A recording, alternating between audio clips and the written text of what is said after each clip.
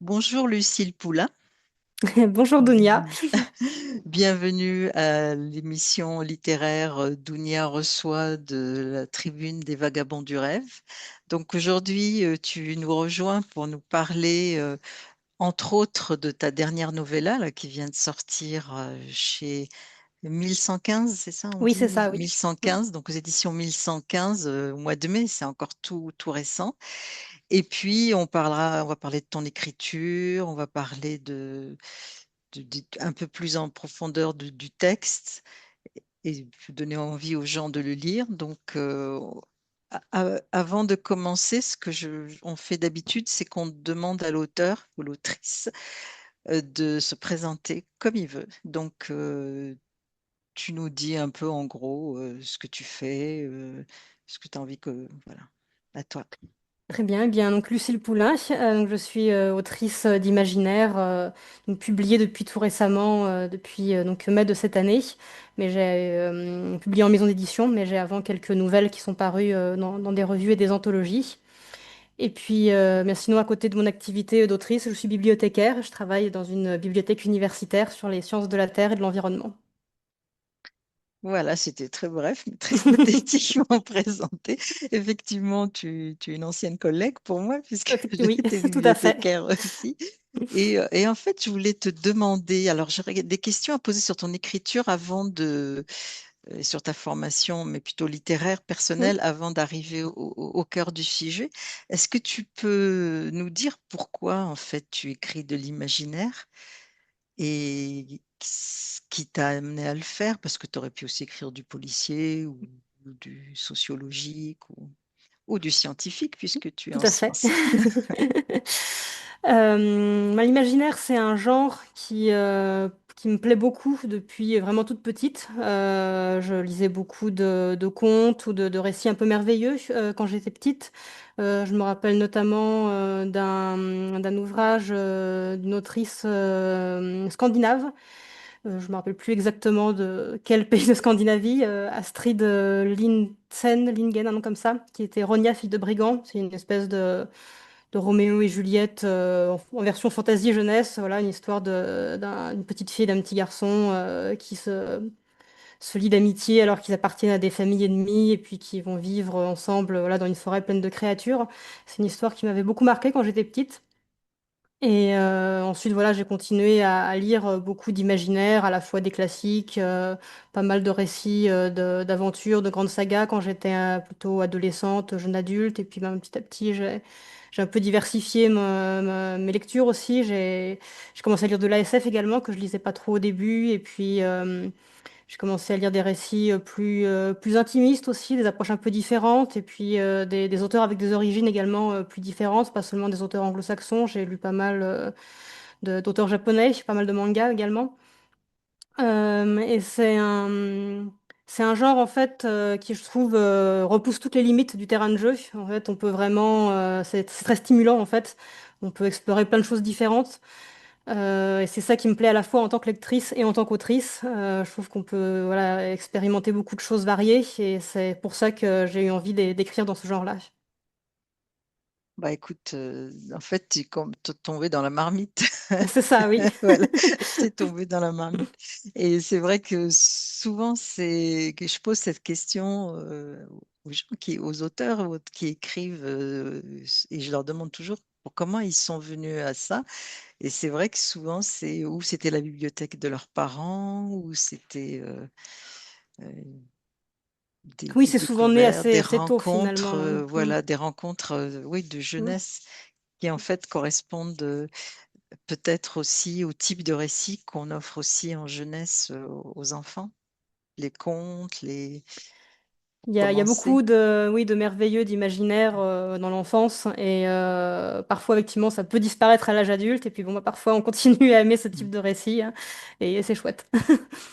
Voilà, comme ils disent, on croit toujours au Père Noël. Alors, il y a une de tes particularités, c'est que tu écris donc des nouvelles aussi. Et en fait, la novella, pour l'instant, c'est ce que tu as publié de plus long. Oui, tout à fait. Voilà. Mm. Et donc, je voulais te demander si pour toi, l'écriture de nouvelles est quelque chose de particulier, soit en termes de style, de construction, pourquoi tu écris des nouvelles, si la question te paraît Oui, oui, tout intéressante. à fait. Alors en fait, au départ, je me suis lancée dans l'écriture de nouvelles plutôt pour m'exercer, en fait, exercer mon écriture et puis ben apprendre en fait à construire des histoires, apprendre un peu à affiner ma plume. Donc il y avait vraiment une idée un peu, enfin très pratique derrière. Et puis voilà, donc j'ai répondu à des appels à texte petit à petit pour d'une certaine façon apprendre à écrire et puis petit à petit à placer des textes. Et en fait, au passage, ben, je me suis remplie disons, d'affection pour ce format. C'est un format que je trouve très intéressant à travailler parce que justement, il est très court. Et donc, ça impose d'aller à l'essentiel, de vraiment retenir ben, l'idée principale qu'on veut faire passer, d'avoir vraiment que très peu de personnages, une seule intrigue principale. Et c'est intéressant parce que ça fait des textes qui sont généralement assez forts et puis dans lesquels on peut vraiment expérimenter plein de choses différentes, éventuellement des idées qui fonctionneraient pas forcément sur un texte plus long, ou bien des styles sur lesquels on ne se sent pas forcément très à l'aise. Par exemple, ben, en décembre dernier, j'ai une nouvelle qui est sortie chez Fantasy Art and Studies, qui s'appelle Fille d'encre, et laquelle j'ai écrit à la première personne et du singulier et au présent, ce qui est quelque chose que j'avais encore jamais fait. Et donc pour moi, c'était plus simple en fait de le faire d'abord sur un texte court que de me lancer tout de suite dans un roman sur ce genre de style. Donc c'est plutôt pas mal pour ça, je trouve, hein. Après, il y a un côté évidemment assez challengeant aussi parce que voilà, il faut vraiment bien calibrer son texte. On peut facilement se laisser aller à vouloir écrire pas mal et à avoir imaginé des histoires avec des intrigues un peu complexes. Et donc là, ben, il faut vraiment voilà, se limiter là-dessus, hein. Ça m'arrive assez souvent d'écrire d'abord plus long et puis de devoir ensuite couper pour ajuster et à tomber sur le bon nombre de signes que je recherche. Mais c'est intéressant pour ça, justement, c'est très formateur. Et oui, tu en as publié plusieurs d'ailleurs, Oui. et pas forcément de la science-fiction. Ça peut être à la limite du fantastique aussi. On C'est verra beaucoup. d'ailleurs dans Oui. ton écriture Mm. que enfin, tu as une approche très originale de l'imaginaire qui, enfin, on en parle, on en parle après. Et en fait, je voulais te demander aussi, donc, quand tu écris, est-ce que tu envisages d'écrire un roman ou est-ce que ça te paraît pas forcément un projet intéressant ou par rapport à ce que tu fais ou est-ce que tu es dans... Parce que la nouvelle, c'est un exercice, mais en même temps, c'est quelque chose de très difficile à faire finalement, de très... euh, oui, c'est ça. Comme tu disais, il faut synthétiser, il faut que ça tienne, il faut que ce soit assez puissant.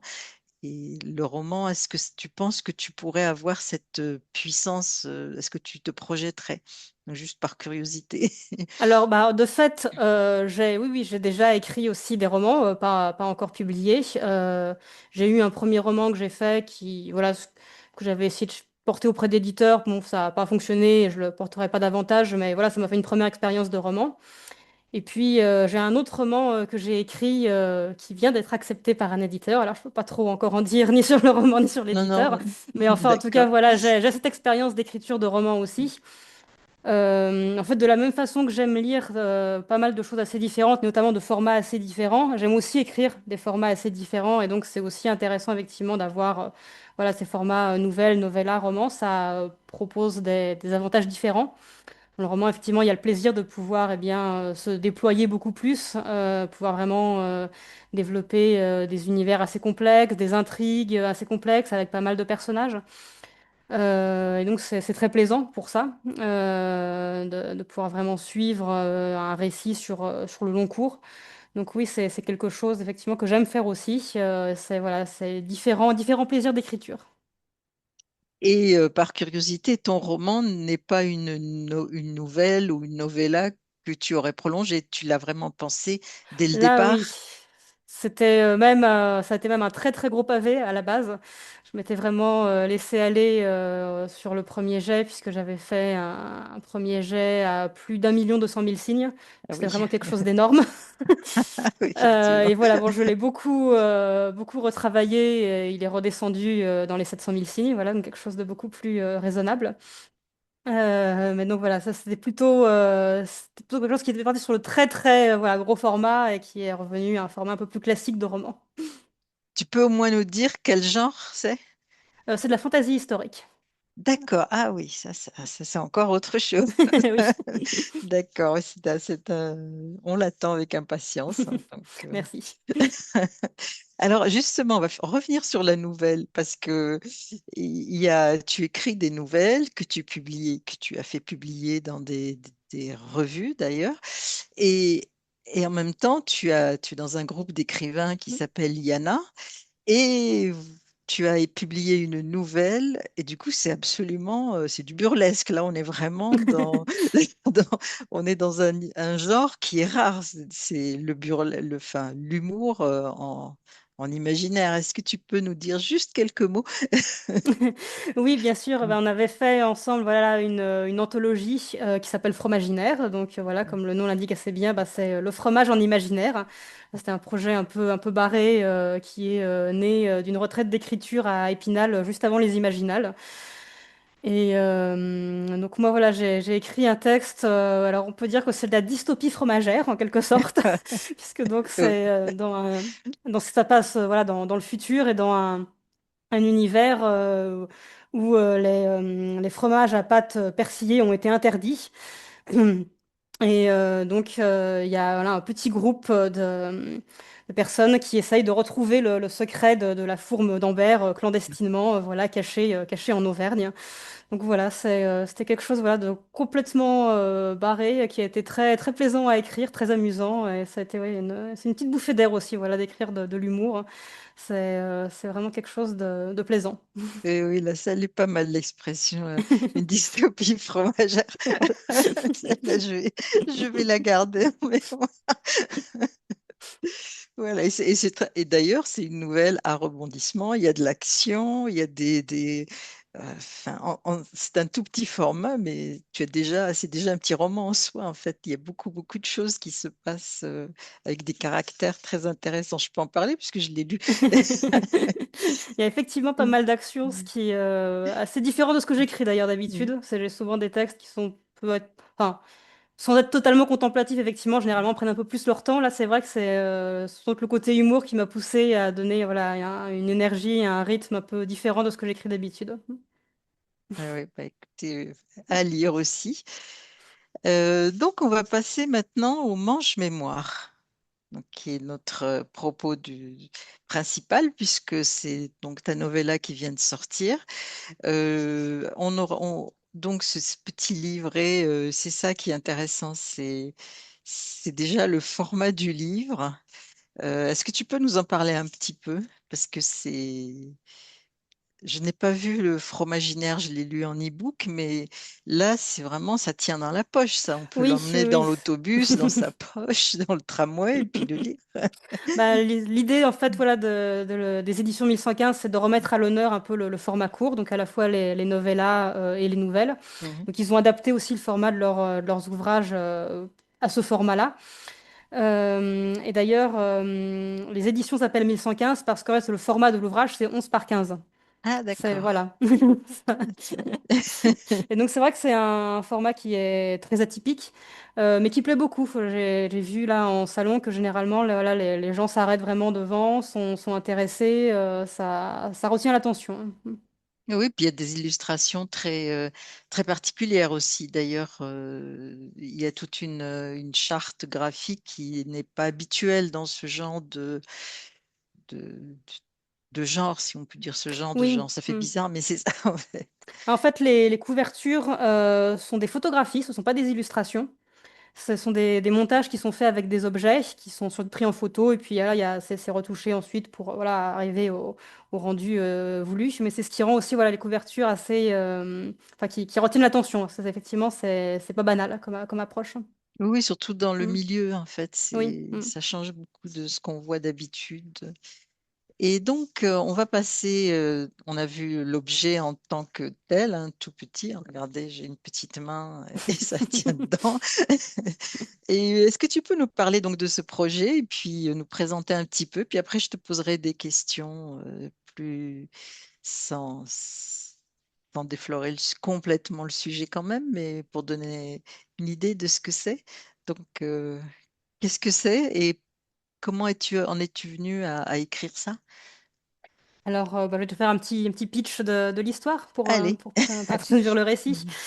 Donc, les mange-mémoires, qu'est-ce que c'est? Eh bien, ce sont des gens, en fait, qui possèdent littéralement le pouvoir de manger les mémoires des autres personnes. Donc, dans l'univers dans lequel ils évoluent, ces mange-mémoires travaillent comme bourreaux, à savoir qu'ils sont chargés donc d'appliquer une sentence particulière qui est la peine de l'oubli. C'est-à-dire ils effacent en fait les condamnés de la mémoire des autres personnes. Donc ces mange-mémoires vivent des vies très, très isolées, parce qu'ils voilà, ils ne sont pas forcément très, très appréciés par le reste de la population. Et on va suivre le parcours d'une mange-mémoire, une femme qui s'appelle Caravelle, donc qui mène une vie nomade et qui un jour, dans une grotte, va découvrir des cristaux un peu étranges. Et elle va comprendre que ces cristaux eh bien, sont des mémoires fossilisées qui datent de plusieurs milliers d'années avant. Alors le problème, c'est que Caravelle elle vit dans un univers qui a volontairement oublié son passé. Alors pourquoi? Ben, on ne sait plus, puisque la raison a disparu, enfin a été oubliée en même temps que tout le reste. Mhm. Mais il est resté ancré dans la conscience collective le sentiment que cet oubli était vraiment nécessaire. Donc il est absolument important de le préserver. Et donc il y a un tabou qui pèse sur ce passé oublié. Personne n'a le droit d'essayer d'en percer les mystères. Et donc, Caravelle, avec ses mémoires fossiles qui, elles, datent d'avant la période de l'oubli, elle a une petite occasion, voilà, de jeter un petit coup d'œil sur ce passé oublié. Donc, forcément, voilà, la tentation est assez grande de- de désobéir au tabou. Et dans cette histoire, voilà, elle va également rencontrer un autre personnage, un jeune érudit qui s'appelle Grenadine, qui lui aussi s'intéresse à ces mémoires fossiles. Et donc voilà, c'est un peu l'histoire de leur rencontre et puis de leur parcours face à ces mémoires. Bah voilà, c'est très clairement, c'est très clairement dit, donc c'est pas mal parce que c'est pas facile de synthétiser autant. Et en fait, donc, avant d'entrer dans les plus de détails, déjà, s'il y a un mot qui m'a surprise, je ne le connaissais pas, donc j'avoue mon ignorance, le mot bourrelle. Ah oui, Ah oui, tu peux nous effectivement. expliquer ce que c'est que ce mot? Et bah, c'est donc le féminin de bourreau. Alors, effectivement, historiquement, je ne pense pas qu'il ait été très utilisé. Moi, j'ai voulu l'utiliser au féminin parce que je voulais avoir un univers où, en fait, il n'y ait pas de discrimination de genre. C'est pas un sujet, c'est pas une question. Et donc, avoir des mots féminisés pour les métiers occupés par des femmes, c'est la norme, en fait.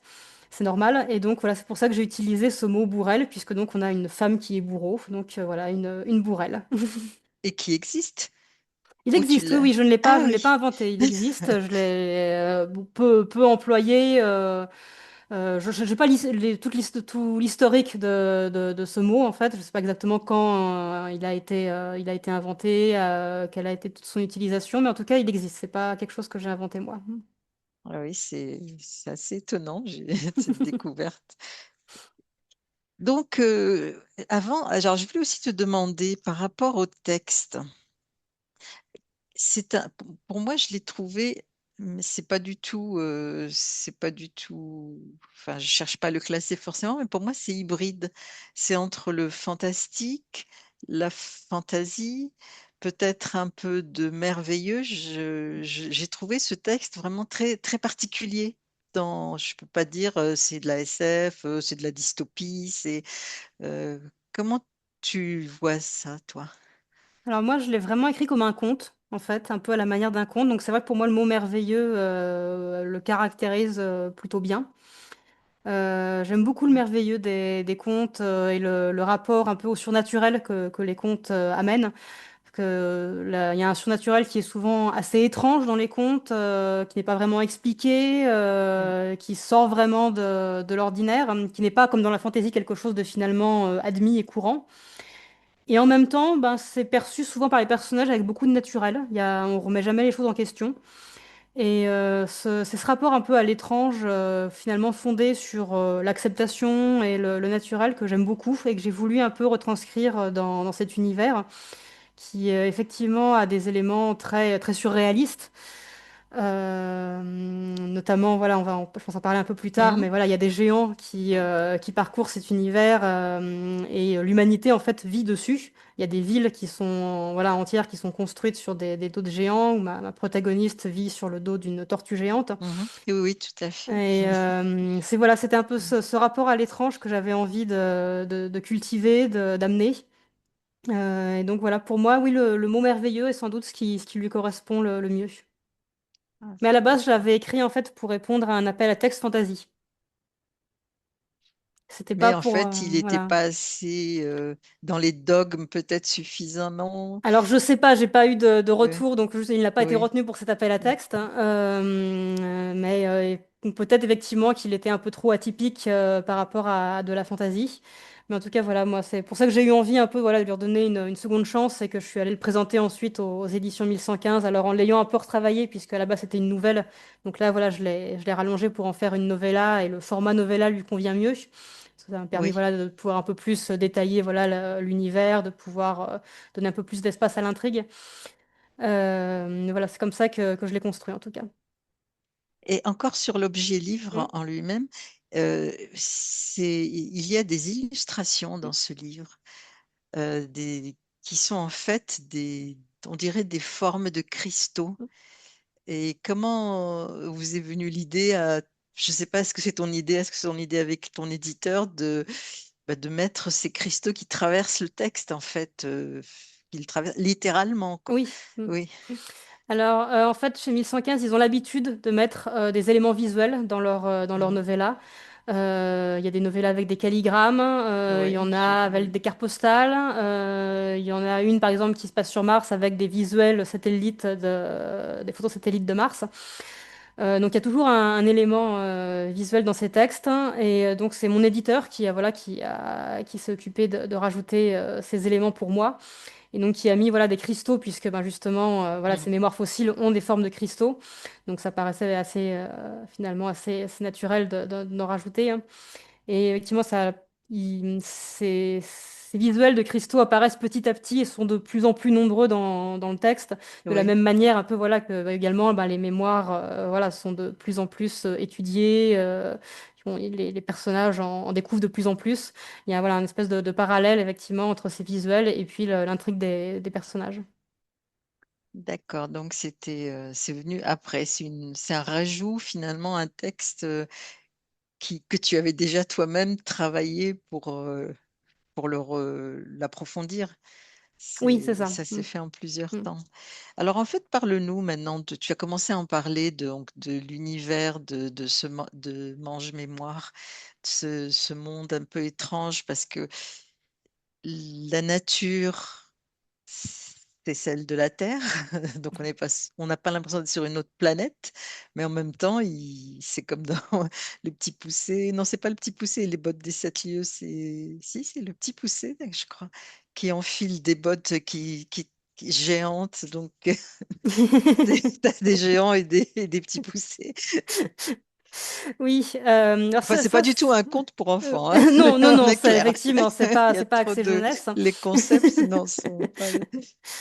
En fait, ce sont des illustrations qui m'ont donné un peu cette idée des géants à la base. C'est Ah notamment oui. une illustratrice canadienne qui s'appelle Serena Malion, où j'ai trouvé une illustration où on voit en fait un personnage avec des tas de toutes petites maisons sur sa tête, sur ses épaules, sur son torse. Et c'est un peu ça qui a été un peu l'idée de départ de l'univers avec ces Ah, géants voilà, portant des villes entières sur eux. Donc c'était voilà ce côté un peu surréaliste qui m'attirait et puis j'avais envie aussi d'un univers en fait qui soit pas calqué sur une civilisation ou une période de notre monde à nous, hein. J'avais envie voilà de quelque chose de plutôt assez différent. Donc c'est pour ça que oui, c'est pour ça un univers qui a une touche assez particulière, avec des éléments à la fois assez flous et en même temps certains très visuels. Voilà, c'était un peu cette envie de cultiver quelque chose d'un peu différent et d'un peu étrange, effectivement, qui ressemble à rien de vraiment connu, hein. Mm. Ah oui, tout à fait. Là, effectivement, c'est presque de la peinture surréaliste qu'il fait à certains moments. Alors, on continue. Donc, et si, t'as des éléments, alors tu me diras sans trop qu'on en dévoile trop, mais il semble qu'à à la base, au départ, euh, il s'est passé quelque chose. Le terme souffle de fer, les géants. Qu'est-ce qui s'est passé? Enfin, il s'est passé quelque chose dans cette société avant qu'ils deviennent nomades, qu'ils deviennent euh, amnésiques quelque part. Alors, Donc, effectivement, là, ce qui est étonnant d'ailleurs, si je permets une, une petite digression, c'est que la peine qui est infligée, comme tu disais tout à l'heure, c'est on fait oublier aux autres la, que la personne accusée, donc on la fait oublier aux autres, c'est mais ça, on la oui. rend pas amnésique. Non, Mais le mange-mémoire semble amnésique. lui, effectivement, C'est a oublié, enfin, elle, en l'occurrence, puisque c'est une femme, a oublié son passé, oui. Il y a effectivement pas mal d'intrigues autour de la mémoire qui sont un voilà. peu entrelacées, effectivement, de choses différentes. Ça, en fait, tout ce côté autour de la mémoire m'a été inspiré par une pratique de la Rome antique, qui était la damnatio memoriae, donc littéralement la condamnation à l'oubli, où effectivement le Sénat romain condamnait à l'oubli une personnalité qui lui avait déplu. Donc, bah, son nom était voilà, rayé des archives, martelé sur les monuments. Après, il était évidemment pas réellement oublié des personnes qu'il avait connues, mais moi, c'est ça qui, en fait, je me suis posé cette question, à quoi ça pourrait ressembler un univers où en fait les personnes sont vraiment littéralement oubliées. Et de ce côté personnel, donc voilà, d'une personne qui est oubliée, m'est venue aussi l'idée voilà, de tout un passé en fait qui a été oublié, qui a lui-même fait l'objet d'une damnatio memoriae. Ah oui, Donc d'accord. c'est voilà, c'est un univers du coup assez effectivement assez particulier dont le passé est entouré voilà d'un grand mystère parce que bah, plus personne ne se rappelle de ce qui s'est passé. Il y a des Oui, du légendes coup. qui ont pu naître autour, mais finalement ce ne sont que des légendes, on ne sait pas exactement. Donc la seule chose qui est effectivement vraiment connue et établie, c'est qu'il y a eu un moment, un vent mortel qui a effectivement balayé la Terre, qui est le souffle-fer, et qui a obligé l'humanité à monter sur les géants, justement, puisque la surface du sol, la surface du sol n'était plus habitable. Donc c'est pour ça qu'il y a des villes voilà, qui se sont bâties sur le dos des géants. Donc pendant plusieurs siècles, ils ont vécu comme ça, coupés de la surface de la Terre. Puis à un moment, ce vent a disparu, donc l'humanité a pu redescendre sur Terre. Elle n'a pas pour autant abandonné les géants parce que ben, il y a des véritables villes qui ont prospéré. Ils se sont attachés aux géants, c'est devenu vraiment leur maison. Donc ben, les villes avaient été construites sont restées, ont perduré. Mais il y a quand même voilà, une partie de la société qui est redescendue sur Terre hein, et qui a de nouveau voilà, fondé des villes sur Terre, mais des villes toujours nomades, en fait, puisqu'il y a ce nomadisme qui est vraiment implanté dans les mœurs. Parce que les géants étant eux-mêmes nomades, en fait, ce sont voilà, des êtres qui errent sans qu'on sache pourquoi sans jamais s'arrêter. Et donc, c'est devenu voilà, un peu la façon de vivre normale. Donc voilà, on a sur la surface de la Terre voilà, des villes de caravanes en fait, qui voilà, ont le nomadisme également comme mode de vie. Alors maintenant, on va parler des personnages. Euh, donc, ces deux personnages qui sont donc Caravelle, la mange-mémoire, et Grenadine, une sorte de d'érudit. Malgré le nom, c'est plutôt un être de sexe masculin. Oui, tout à fait. Et voilà. Et puis, en fait, ils se rencontrent. Là, on va pas tout dévoiler, mais en fait, ils vont provoquer un véritable séisme parce qu'ils ont trouvé quelque chose et leurs relations sont assez étonnantes.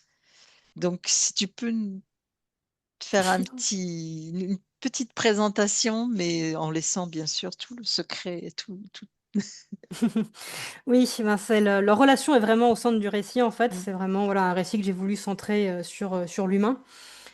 Et donc ce sont, voilà, 2 personnages qui sont, assez différents. Donc on a Caravelle qui est, voilà, une femme d'une cinquantaine d'années, qui est une femme donc très solitaire, très isolée, hem et qui est un peu, tiraillée par 2, on va dire 2 aspirations contraires. Parce qu'à la fois cette solitude lui pèse en fait. Elle a un peu soif finalement de rencontres, de contacts humains. C'est-à-dire une soif qu'elle étanche plus ou moins en mangeant les mémoires, puisque ça lui permet quelque part, eh bien, de profiter des contacts humains qu'elle découvre dans les mémoires des autres, mais c'est évidemment, voilà, un contact, indirect qu'elle ne peut pas vivre elle-même, donc effectivement c'est quelque chose qui la fait souffrir. Et en même temps, bah, sa nature fait qu'elle a également peur de côtoyer d'autres personnes, puisque en fait, les mange-mémoires ont cette particularité qu'ils ressentent vraiment une faim, irrépressible pour les mémoires des personnes qu'ils côtoient, et donc ça leur est difficile de se maîtriser quand ils, côtoient quelqu'un d'autre. Et donc c'est pour ça qu'ils mènent des vies, très isolées, très solitaires, parce que si, s'ils vivaient en société, ben, il y a un moment, voilà, ils ne pourraient pas se contenir et ils commenceraient à manger les mémoires d'autres personnes. Donc, à cause de ça, voilà, elle a l'habitude de vivre isolée et elle a, d'une certaine façon, peur, effectivement, de vivre avec quelqu'un. Et à côté de ça, on a Grenadine, donc qui lui est beaucoup plus jeune, donc c'est un jeune homme, qui lui donc est un érudit. Donc les érudits dans cette société sont vraiment, considérés un peu comme l'élite. C'est vraiment la caste qui est un peu au sommet de la société. Ce sont eux qui vont voter les lois. Ce sont, vraiment, voilà, des personnages très importants. Et donc ce Grenadine, lui, est quelqu'un, voilà, qui, comme Caraval, est intéressé, par les mémoires fossiles, qui a vraiment une passion, pour ses mémoires, mais une passion assez différente d'ailleurs de celle, de Caravelle, puisque Caravelle, elle a un regard, très personnel. Elle est émerveillée en fait par les mémoires fossiles, mais elle n'a pas spécialement d'envie à la base, de bouleverser la société, de mener une vraie quête, sur ses mémoires. Elle est vraiment juste, voilà, émerveillée, intéressée, elle a envie d'en voir plus, mais, elle n'a pas forcément, voilà, de regard plus large dessus, alors que Grenadine, lui, voilà, veut vraiment les étudier, il a le regard du scientifique, et il voit tout de suite, en fait, voilà, la façon, dont, ces morts peuvent être révélées au monde, peuvent, bouleverser, l'organisation de la société. Il a tout de suite un regard plus large. Donc ils ont vraiment, voilà, des regards très différents, des façons de vivre, très différentes. Mais ils se rejoignent dans cet intérêt, pour les mémoires fossiles, et donc ils ont, voilà, une amitié qui va se construire, autour de ça.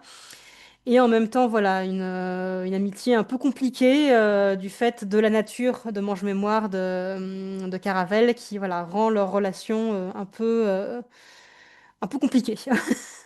Oui, et puis leur découverte va les jeter sur les routes, puisqu'ils vont devenir plus que des parias, puisqu'ils sont pourchassés, ça provoque des Ça, problèmes partout où ils passent. ça provoque beaucoup de remous Voilà, dans l'organisation de la société, puisqu'elle voilà. est vraiment basée sur cet oubli originel, en fait, que quelque part, eux, leur découverte, risque de compromettre. Voilà. Voilà, et donc on ne parlera pas de la fin parce que va faire choisir cette société. Il y a aussi un aspect, effectivement, ça rappelle ce que tu as dit plus tôt sur Rome et les édiles romains qui décident finalement de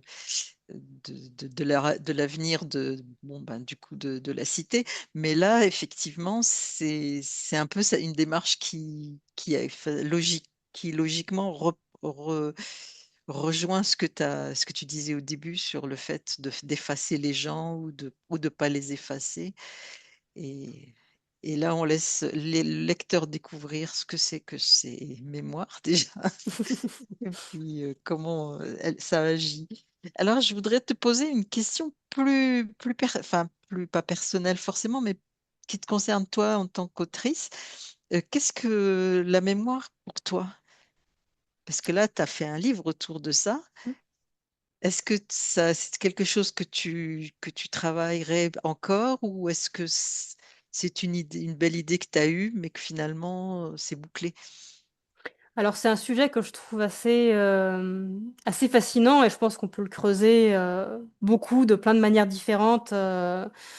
C'est vraiment très riche. Finalement, la mémoire, c'est quelque chose d'extrêmement mouvant. Il y a des choses qu'on oublie, des choses dont on se rappelle, mais on va voir que deux personnes vont avoir des mémoires, enfin, un souvenir très différent d'un même Mm. événement. Il y a des intrications entre mémoire personnelle, mémoire des peuples. Il y a quelque chose vraiment d'extrêmement riche, d'extrêmement mouvant. Et puis, il y avait en fait ce que j'avais voulu aussi un peu voilà, travailler dans ce texte, c'était un peu les rapports entre à la fois le devoir de mémoire et en même temps le droit à l'oubli, qui sont deux choses importantes, je pense. C'est quelque chose ça, qui m'avait frappé en fait dans le texte d'un auteur, c'est une novella de Ken Liu qui s'appelle L'homme qui mit fin à l'histoire. Et ça raconte l'histoire voilà, d'un scientifique qui invente une machine un peu à explorer le passé, hein, et qui est utilisée justement pour aller étudier certaines périodes de l'histoire, hein, et notamment ouais, une période assez dure en fait. Pendant la Seconde Guerre mondiale, en fait, ils vont aller étudier toutes les atrocités qui ont pu être commises par l'armée japonaise en Mandchourie. Donc c'est un texte qui est assez dur, hein, Mm. je le dis tout de suite. Il y a des passages vraiment rudes. Et en fait, voilà, il y a plein de questionnements autour de l'étude de cette période, où à la fois, effectivement, il y a des personnes pour lesquelles c'est vraiment important, voilà, de porter ce devoir de mémoire, et d'autres qui vraiment ont besoin, en fait, de tourner la page, en fait, d'oublier, parce que c'est trop dur à porter. Et en fait, ça m'a beaucoup, cette espèce d'ambivalence entre les deux m'a beaucoup marqué. Et j'ai trouvé notamment cette question du droit à l'oubli très intéressante parce qu'elle n'est pas forcément abordée très souvent. Autant voilà, le devoir de Mm. mémoire, l'importance que représente la mémoire, de se rappeler quelque chose, c'est quelque chose à laquelle on pense assez naturellement. Mais de se dire que aussi parfois, bah, en fait, on a besoin d'oublier pour passer à autre chose.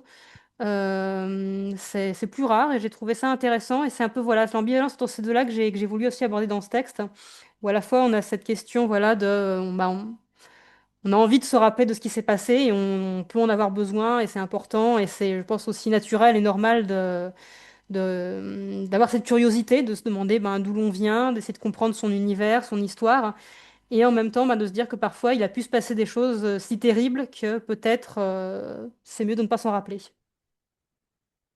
D'accord. Bah, écoute, on approche tout doucement de la fin et j'aimerais bien te poser des questions sur, enfin, à part le roman dont tu nous as parlé au début, donc on va attendre avec impatience. Et sur quel projet tu es en ce moment? À part Alors, réécrire son, corriger les impressions. alors j'ai en fait deux nouvelles qui vont sortir prochainement dans deux anthologies différentes. Donc il y en a une qui est l'anthologie qui va s'appeler Créatures d'Asie, qui est une anthologie voilà, qui va sortir à l'automne et qui est portée par l'association qui publie la revue Éterval. C'est une revue justement dans laquelle j'ai Mm. déjà publié des nouvelles et qui avait déjà publié une anthologie sur l'Asie donc, qui s'appelait Imaginaire d'Asie et dans laquelle j'avais également publié une nouvelle. Et donc là, voilà, ils remettent le couvert avec voilà, une anthologie vraiment centrée sur les créatures. Et c'est une anthologie voilà, qui va vraiment parler de l'Asie dans son entier, en fait. Pas seulement l'Asie de l'Est, même si ça, voilà, il y a beaucoup de textes sur l'Asie de l'Est, l'Asie du Sud-Est, mais on va également voilà, aussi aborder d'autres régions de l'Asie. Donc moi, voilà, j'ai un texte justement qui va se passer en Turquie, en fait, en Anatolie. Voilà, ça m'intéressait aussi Ouais, voilà, ça de change, oui, oui. l'explorer, voilà, Oui. une partie de l'Asie à laquelle on pense moins, pas forcément. Donc ça, voilà, c'est prévu plutôt pour l'automne. Et sinon, eh bien, voilà, je parlais en introduction de Fromaginaire. Eh bien, il y a voilà, une autre anthologie qui arrive, qui est la petite sœur de Fromaginaire, qui va s'appeler cette fois Dessert et Dragon. Donc, toujours portée par voilà, notre petite communauté d'auteurs et d'autrices. Donc là, à nouveau, bon, bah, je pense que le titre voilà, explique assez bien ce dont il s'agit. Donc, cette fois, donc, ça va être les gâteaux, tout ce qui est sucrerie via le prisme de l'imaginaire. Donc là, c'est prévu plutôt voilà, pour 2027. On va avoir un financement participatif qui va être lancé plutôt en début d'année de 2027 voilà, pour porter ce projet. Alors, on va suivre ça. Et Oui, bah, surtout puis, que tu es également je sais, associé. oui, oui, je sais, je commets, je commets. Et en fait, juste une petite question. Là, c'est vrai, tu parles de la Turquie, tu as parlé du Japon au début, tu as écrit des nouvelles sur des thèmes autour de l'Asie.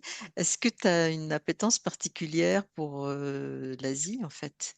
Qu'est-ce Alors pour le qui Japon t'attire? particulièrement, effectivement, le Japon, je l'ai découvert un peu quand j'étais adolescente via les mangas. Et puis petit à petit, j'ai voulu voilà, m'intéresser à différents aspects autres de la culture japonaise, pas que les mangas. Et plus j'en découvrais, ben, plus il y avait des choses qui résonnaient en moi, qui voilà, me parlaient beaucoup. Il y a beaucoup de choses dans cette culture qui m'attirent. Un rapport, je dirais, au vide, au silence, au calme, qui est assez particulier, qui est très présent. Et puis en même temps, il y a une cohabitation entre effectivement des aspects très calmes justement et d'autres très exubérants en fait. Il y a des voilà, j'ai eu l'occasion d'y aller. Je me rappelle voilà de festivals vécus là-bas avec voilà des moments de joie, de festivités vraiment intenses. C'est vraiment fabuleux et très qui portent énormément. Et voilà, ces deux aspects cohabitent ensemble, des choses beaucoup plus dans la retenue, beaucoup plus dans le silence, et d'autres voilà, vraiment dans l'explosion de joie. Et c'est quelque chose qui me parle beaucoup, qui me touche beaucoup, cette cohabitation entre les deux. Et c'est voilà, quelque chose qui m'attire beaucoup dans le Japon et qui fait que, voilà, que j'aime beaucoup cette culture. D'accord, bah écoute, en plus, je vais finir en disant, on mettra les liens sur l'émission et puis sur ta notice, parce qu'on on a fait des petites présentations des auteurs qui nous font le plaisir de venir nous voir. C'est que tu as rédigé aussi des articles qui, pour le coup, ne sont pas du tout des articles c'est pas de la littérature, c'est plutôt des essais, on dira, autour du Japon et en particulier de l'iconographie, du dessin.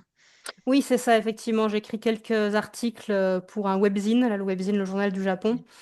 Et non une série voilà, de trois articles sur les estampes japonaises. Voilà, c'est une esthétique que j'aime beaucoup. Sans en parler beaucoup plus, c'est de ça dont parle mon futur roman, en fait, d'estampes japonaises. Ah oui, alors on Voilà. regarde ça. Après, c'est vrai que maintenant que tu me dis ça, dans ton écriture, il y a un peu de ce dépouillement qu'on peut trouver effectivement je sais pas, dans les estampes, en tout cas dans le dessin japonais. Ce trait un peu. Il y a un trait assez...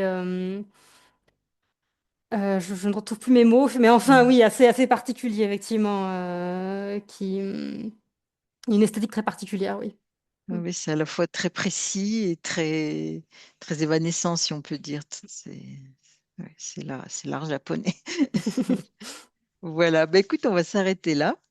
Merci beaucoup. En tout cas, je redis, mange mémoire, hein, parce que là, on en a beaucoup parlé, mais finalement, on n'a pas tant dit que ça, finalement, je trouve. Il y a encore plein de choses à découvrir, hein, pour un texte qui fait pas 500 pages.